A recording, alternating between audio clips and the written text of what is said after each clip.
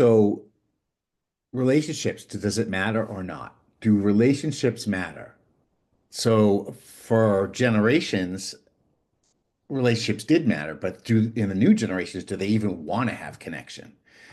It's a lot of good questions, and I'm seeing how some new salespeople are being brought into this industry and others, and how they're treated, given a great base when they first start. Here are their metrics that they have to hit, but if they don't hit their metrics in a given month or a given 3 month period, they can get a 20% drop in pay and have that happen again.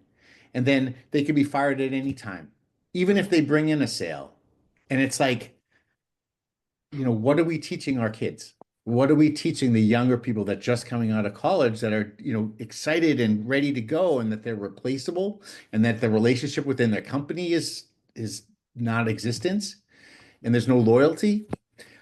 We move them around from territory to territory, and then when they start to get successful, pull them out, put them someplace else, then fire them once they start to get successful again. I mean, the messages that we're teaching are really bad. That's a real life story, and the company is called Paycom.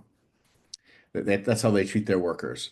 I was just like shocked, and you could see it ahead of time. So I'm trying to work with the person and their father and saying, about a month ago, you need to get your resume up there and you need to be doing these things. What are those things? We need to get their resume up. They need to be talking to recruiters. They need to be connecting into their industry and maybe even looking at other industries that they're interested in that can use their skill set always.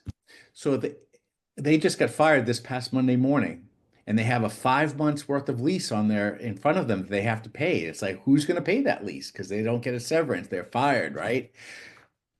It's difficult, and you're dealing with a 25-year-old person that's kind of devastated and they lost their confidence in themselves. And it's like, hey, we told you a month ago you need to do these things, and you just said you got your resume almost done. Can we look at it now?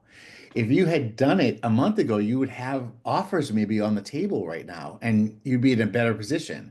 So that lesson is one that person's going to have to live through and learn and stay more proactive in managing their job story, their career. Mhm. Anyways, so there's so many things and ways of looking at it, but looking at it from a job seeker and talent, you want to make sure your skills are current, you are connected in your industry, that your loyalty and your relationships are strong. And it doesn't necessarily have to be just within the company. It has to be outside the company as well. Mhm. What is your value and how it can translate? One of them was like, oh, do I use Salesforce for everything? Because if I use Salesforce for everything, they can replace me because all my data is there. And I can't so I'm going to keep my most current deals, the ones that are not in Salesforce, because then they can't take those from me. And I have value that they can't just replace me. Because this kid signed a deal on Friday night. He was supposed to get a $20,000 commission. They fired him Monday and he won't get that commission. So it's like but if he had kept the data from them, then he could have had some control.